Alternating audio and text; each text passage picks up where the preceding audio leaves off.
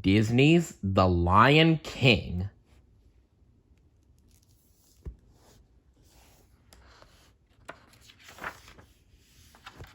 Adapted by Don Ferguson.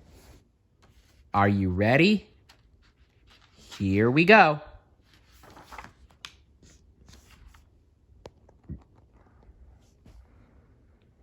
The sun came up over the African plain, hot and brilliant, just as it had done since the beginning of time. Today, the first rays of the morning sun fell on an astonishing sight. Across the vast Pride Lands, animals moved in great herds, heading for a single destination. Elephants plodded steadily. Antelope leaped through the grass. Giraffes loped. Cheetahs raced. Ants marched in a single line, while huge flocks of flamingos winged across the sky. They were all journeying to Pride Rock to celebrate the birth of King Mufasa's son.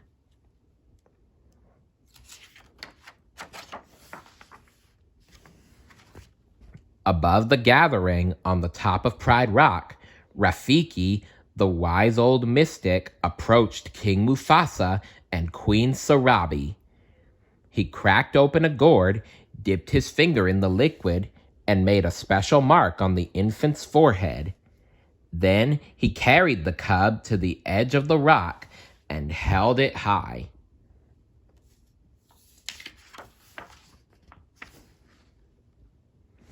A loud cheer rose up from the plain. Elephants trumpeted. Monkeys screeched. Zebras, rhinos, and a host of other animals stamped their hooves. Then a hush fell over the gathering.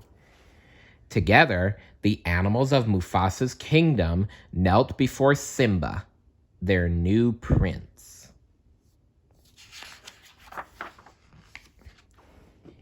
Yet, one family member did not attend the ceremony. Mufasa's brother, Scar, had spent the entire morning toying with a mouse.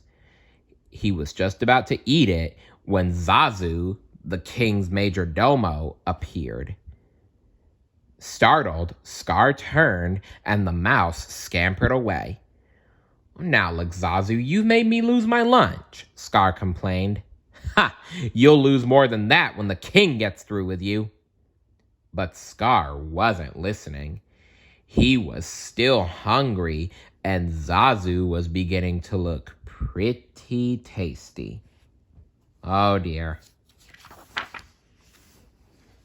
Scar pounced, but before he had time to eat Zazu, a voice commanded, "Drop him." Scar released the bird. "Why, if it isn't my big brother?" He sneered. "Sarabi and I didn't see you at the presentation of Simba," Mufasa said. "Is anything wrong?" "That was today," Scar said. "Oh, I feel simply awful." "It must have slipped my mind." "Well, as slippery as your mind is, you are the king's brother," Zazu reminded him. Zazu also reminded Scar that he should have been first in line to congratulate his brother. "I was first in line until the little hairball was born," retorted Scar. "That hairball is my son," Mufasa reminded him, "and your future king." "Oh, I shall practice my curtsy," Scar said. Then he turned his back on them and walked away.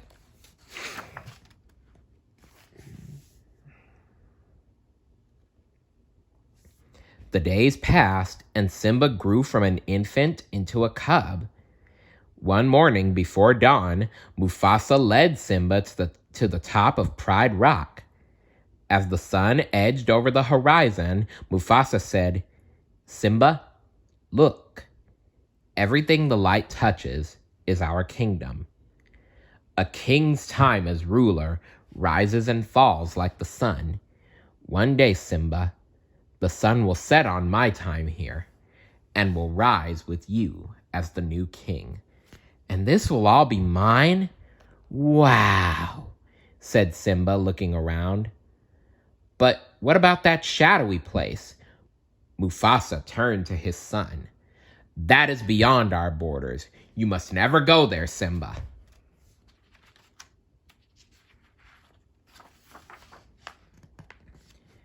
As they wandered away from Pride Rock, Mufasa said, Simba, everything you see exists together in a delicate balance.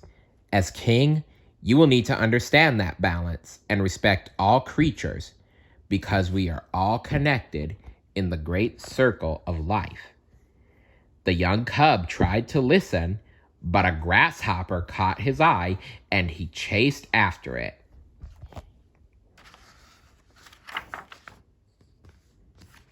Just then, Zazu arrived with the morning report. Sire, he addressed Mufasa, hyenas have crossed into the Pride Lands. Quickly, the king ordered his major domo to take Simba home. Aw, Dad, can't I come? Simba whined. No, son, his father replied, and he took off after the dark shapes in the distance.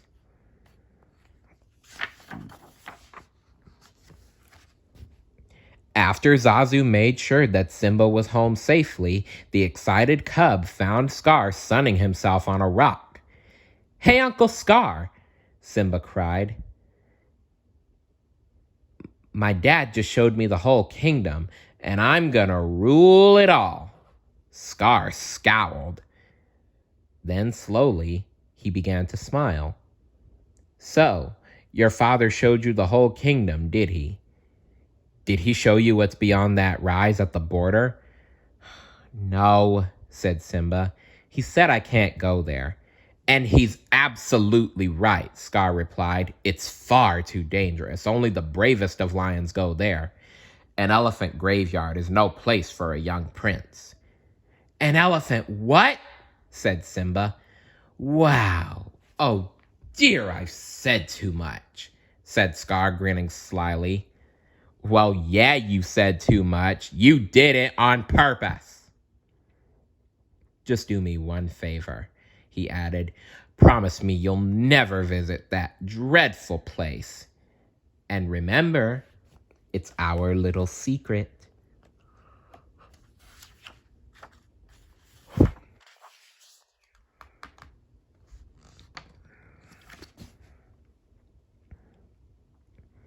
As Scar backed away, Simba stared at the distant spot on the horizon. He had no idea that Scar had cleverly set a trap to rid himself of the future king forever. Simba knew that he would be disobeying his father if he went into the elephant graveyard. But hadn't Uncle Scar said that only the bravest lions dared venture there? Wouldn't Dad be proud of such a brave cub? Thought Simba.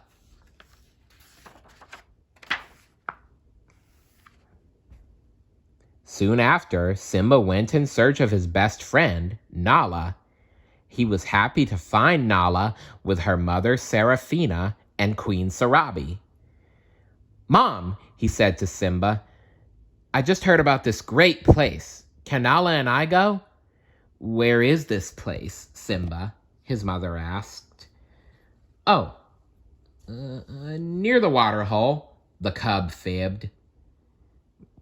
Uncle Scar had said it was a secret. All right, said Sarabi, as long as Zazu goes with you. Not Zazu, thought Simba. He'll spoil everything. Well, kid, either Zazu goes or you don't. As Zazu led the way, Simba whispered to Nala, We've got to ditch him. We're not going to the water hole. We're going to an elephant graveyard. When Zazu looked back, he saw them whispering. He said, Oh, just look at you two. Your parents will be thrilled. One day, you two are going to be married. It's a tradition. Marry her? Forget it, said Simba. I can't marry her. She's my best friend. And besides, when I'm king, I'll do just as I please. Zazu shook his head. With that attitude, you'll be a pretty pathetic king. You tell him, Zazu. Simba laughed at Zazu. I can't wait to be king, the cub shouted, and he scampered away across the plains. Nala followed, and the two of them darted in and out of herds and escaped from Zazu. It worked! We lost Zazu, said Simba, laughing. Now we can look for the elephant graveyard. In the spirit of victory, Simba playfully leapt for Nala. But she was too quick for him and flipped him onto his back. Together, they tumbled down a hill until they landed with a thud. Next to them was a huge elephant skull. This is it. We made it, said Simba. Wow, exclaimed Nala. It's really creepy. Come on, said Simba. Let's check it out. Before they could climb into the skull, Zazu caught up with them. We're way beyond the boundary of the Pride Lands, he said. And right now we are all in very real danger. Ha! I laugh in the face of danger, said the brave lion cub. Ha ha ha ha!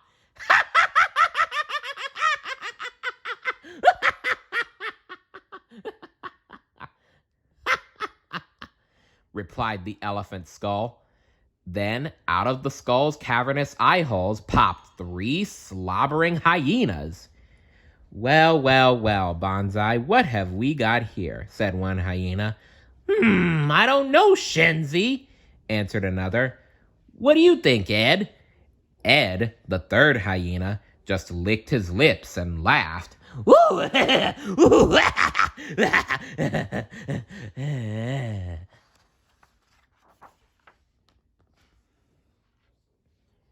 Baring their fangs in wide grins, the hyenas crept toward the trespassers. They grabbed Zazu first. Why don't you pick on somebody your own size? Simba shouted. The hyenas dropped Zazu and raced after the cubs. When Shenzi threatened Nala, Simba swiped his claws across the hyena's nose. Nice move, Simba. The hyenas raced after the cubs, who found themselves trapped inside the bones of an elephant's rib cage. Then the angry hyenas advanced toward Simba, their sharp teeth gleaming. A giant paw suddenly struck Shenzi, sending her and the other hyenas into a pile of bones.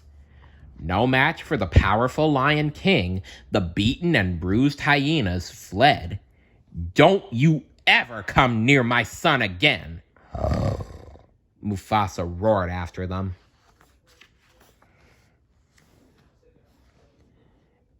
Zazu, Mufasa commanded, take Nala home. I have to teach my son a lesson. As Simba sheepishly approached his father, Mufasa said, Simba, I'm very disappointed in you. I was just trying to be brave, like you, Dad. Mufasa tried to smile. I'm only brave when I have to be. Simba, being brave doesn't mean you go looking for trouble. Overhead, stars began to dot the evening sky. Simba looked at his father and said, We'll always be together, right? Simba, let me tell you something that my father told me. Look at the stars. The great kings of the past looked down on us from those stars. They will always be there to guide you. And so will I. Later that evening, Scar searched out the hyenas. Did you bring us anything to eat, Scar, old buddy? Bonsai asked. You don't really deserve this, said Scar, tossing them a chunk of meat. I practically gift-wrapped those cubs for you. and you couldn't even dispose of them. What were we supposed to do? Kill Mufasa? Said Bonsai. Precisely, answered Scar. As the hyenas ate ravenously, Scar thought of another plan. This time there would be no escape for Simba or his father. The next day, Scar approached Simba. Your father has a surprise for you, he said. Scar led the cub down the steep walls of a gorge. Will I like the surprise, Uncle Scar? Simba, it's to die for. Now wait me. Yeah, literally. Now wait here and find out, Scar said, leaving Simba behind. Excuse me. Not far from where Simba waited, a herd of wildebeests grazed. Not far from the herd, 3 hyenas waited too. They were waiting for a signal from Scar. Shenzi saw him first. There he is. Let's go. The hyenas ran toward the wildebeests. Sensing danger, the herd panicked and stampeded into the gorge, straight towards Simba. Oh dear. Nearby, Mufasa and Zazu noticed the dust rising from the gorge. Mufasa! Scar yelled, appearing from behind a rock. Quick! Stampede! Simba's down there! With no thought for his own safety, the Lion King leapt into the gorge and snatched the cub out of the path of the deadly hooves.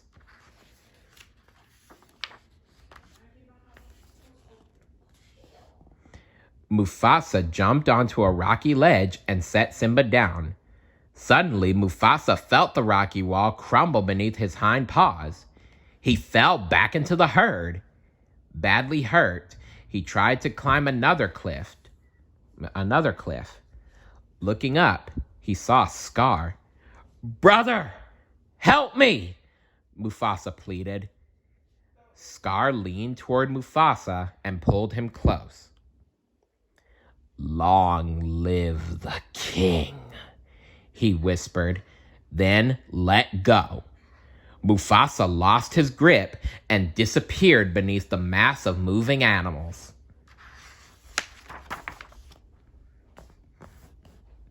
Unaware of what Scar had done, Simba saw his father's fall. When the wildebeests were gone, the cub raced down into the dust-filled gorge. There, Simba found his father. He nuzzled the motionless body, but the great Lion King was dead.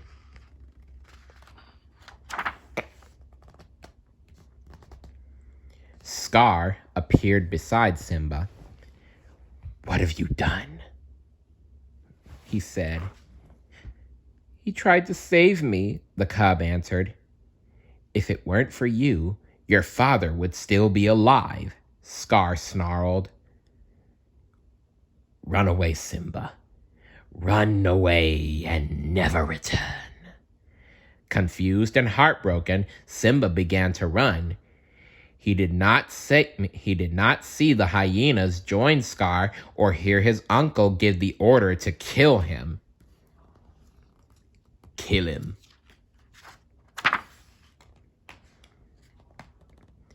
At the edge of a plateau, the hyenas caught up with Simba. There was only one way for the lion cub to escape. He leaped off the plateau into a tangle of thorns. The hyenas did not have the courage to follow. They could only stand at the edge of the plateau and jeer. If you ever come back, we'll kill you! We'll kill ya! They shouted after him.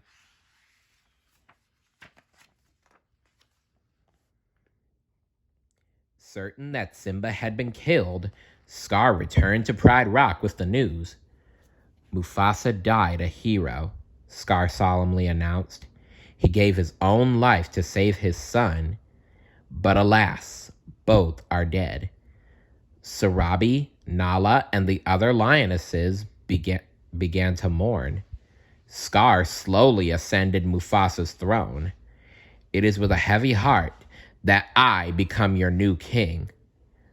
Rafiki, shaking his head in disbelief, watched from a distance. Injured and exhausted by his flight from the hyenas, Simba stumbled across the hot African wasteland. Above him, against the blazing midday sun, vultures circled. Unable to go farther, Simba fell to his knees and fainted.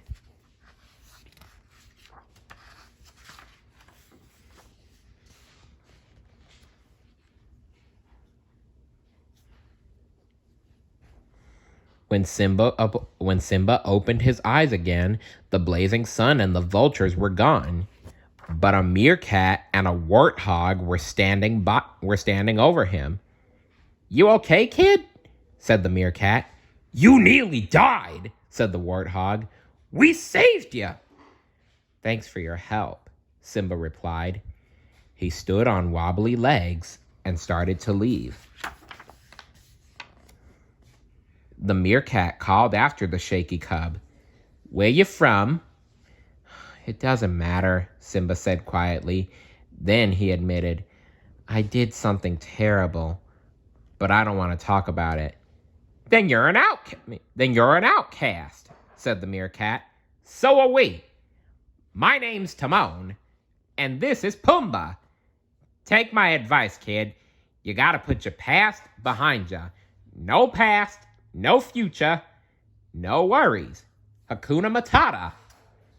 With nowhere else to go, Simba followed Timon and Pumbaa to their jungle home. As Timon handed Simba some wriggling bugs to eat, the meerkat repeated, "This is the great life. No rules, no responsibilities. Ooh, the little cream-filled kind. And best of all, no worries." Time passed. In the carefree company of his new friends, Simba grew into a young lion. One night, while the three of them were gazing at the stars, Simba said, "Someone once told me that the great kings of the past are up there, watching over us." Pumbaa and Timon laughed. "Who'd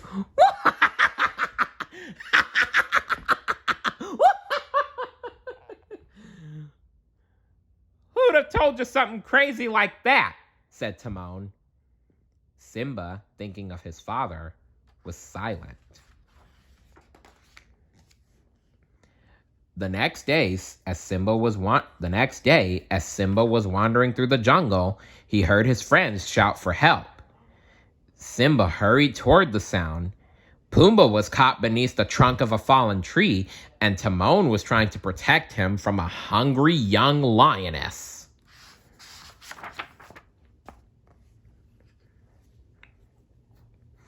As she leapt, Simba threw himself forward and knocked the lioness aside. For a moment, they tussled.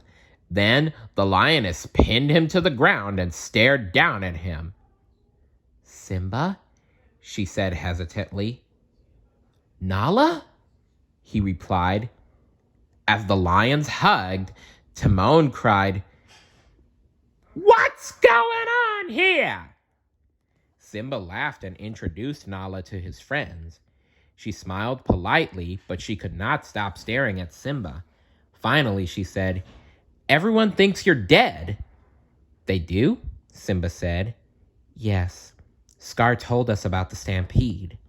"What else did he tell you?" Simba asked cautiously. "What else matters?" Nala exclaimed. "You're alive, and that means you're the king." "King?"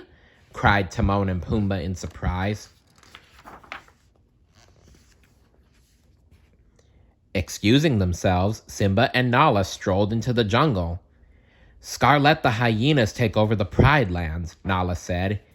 "Everything's destroyed. There's no food, no water. Simba, if you don't do something soon, everyone will starve." "I can't go back," he insisted. Nala did not understand why Simba refused to accept responsibility and help the pride. "What's happened to you?" she asked. "You're not the Simba I remember." "You're right. I'm not," he said. "Now are you satisfied?" Before he turned to leave, Simba added angrily, "Listen, you think you can just show up and tell me how to live my life? You don't even know what I've been through." Nala called after him, but Simba ignored her.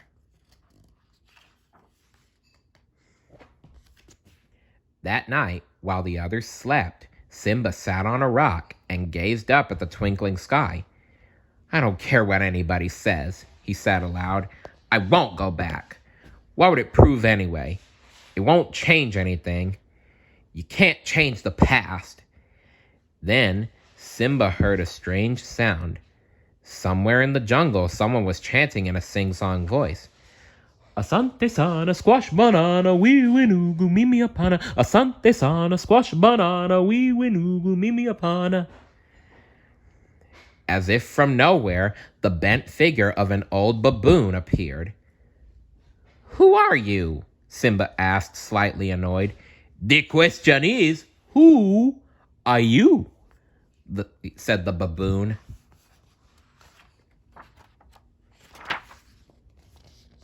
Simba thought for a moment, then sighed. The old baboon said, "I know your father." "My father is dead," Simba replied. "Nope," said the baboon. "He's alive. I'll show him to you. Just follow old Rafiki. He knows the way. Come on." The old baboon led Simba to a clear, smooth pool. "Look down there," Rafiki advised. In the pool, Simba saw only his reflection. "Look hard," the baboon insisted. A breeze rippled through the water. When the pond became still, Simba stared at the face of his father. "You see," Rafiki said, "he lives in you." Simba heard a voice call his name and looked up and saw the image of his father in the stars. "Look inside yourself, Simba," said his father's image. "You are more than what you have become. You must take your place in the circle of life. Remember who you are. You are my son and the one true king. Remember." The vision faded. Simba remained alone, thinking.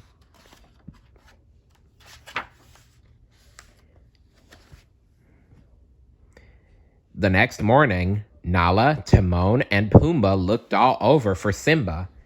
Finally, Rafiki caught up with them. "You won't find Simba here," the baboon said.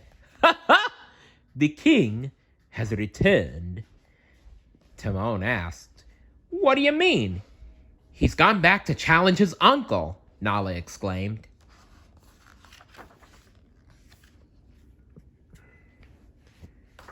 Ahead of them, Simba moved swiftly toward Pride Rock.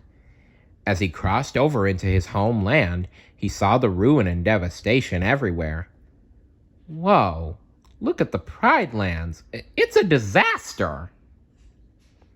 For a moment, Simba hesitated. Then he felt a fresh wind and saw rain clouds gathering on the horizon. With renewed hope, he continued his journey. Soon, Nala joined him, as did Pumbaa and Timon. As they approached Pride Rock, they saw some hyenas.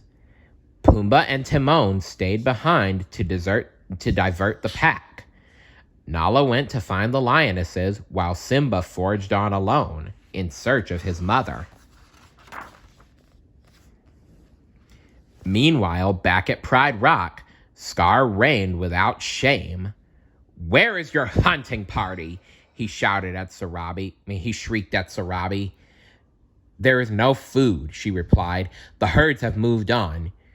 We have only one choice. We must leave Pride Rock. We're not going anywhere, he growled. Sarabi replied, then you are sentencing us to death. Then so be it. I am the king, and I make the rules. If you were half the king Mufasa was, Sarabi began. Enraged, Scar struck her, and she fell. What is the matter with you?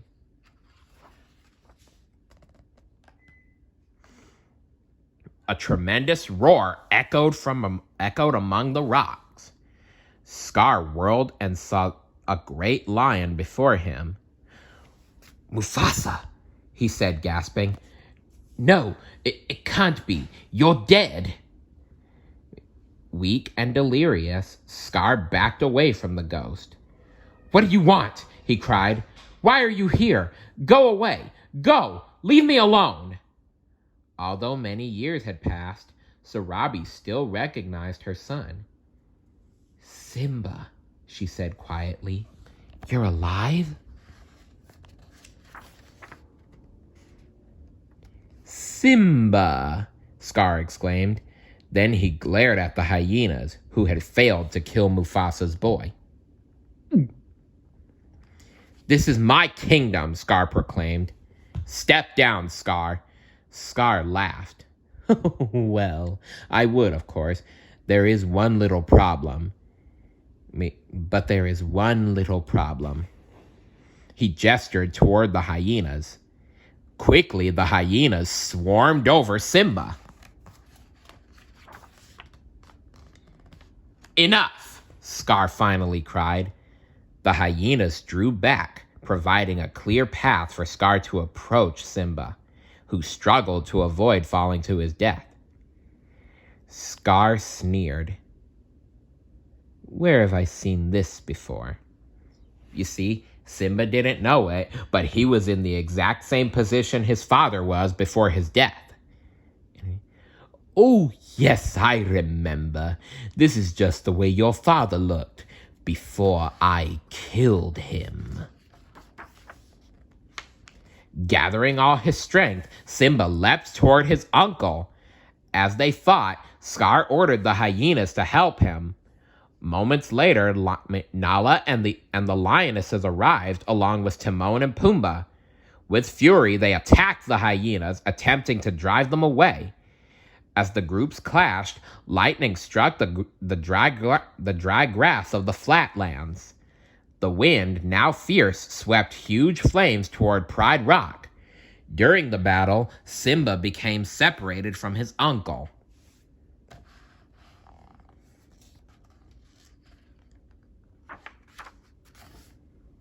Then, Simba saw Scar crawling up Pride Rock. Simba dashed up the steep face, dodging fire and smoke. This time, he trapped Scar at the edge. Simba, you don't understand, Scar insisted. I didn't kill your father. It was the hyenas. They are the enemy. Now that you're back, together we can defeat them. Run away, Scar, Simba commanded, repeating the advice his uncle had once given him. Run away and never return.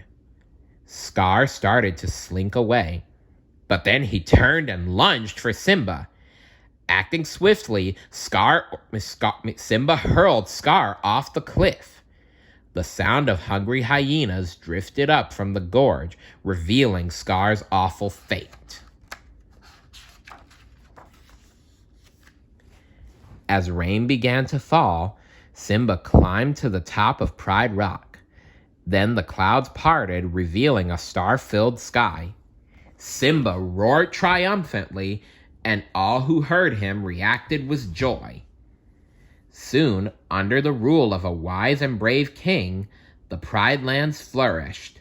The herds returned to graze, and food was plentiful once again.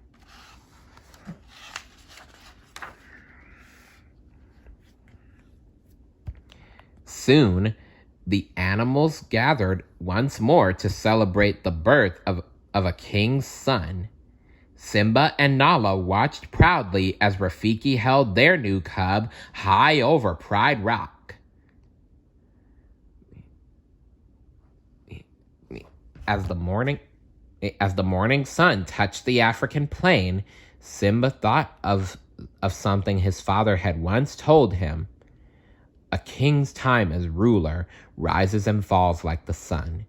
One day, the sun will set on my time here, and will rise with you as the new king. Someday, Simba would pass on these same words to his own son, continuing the unbroken circle of life. The end. What would you do if you were king of a kingdom? Let me know in the comments below.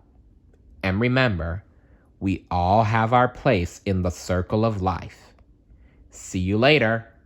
Bye.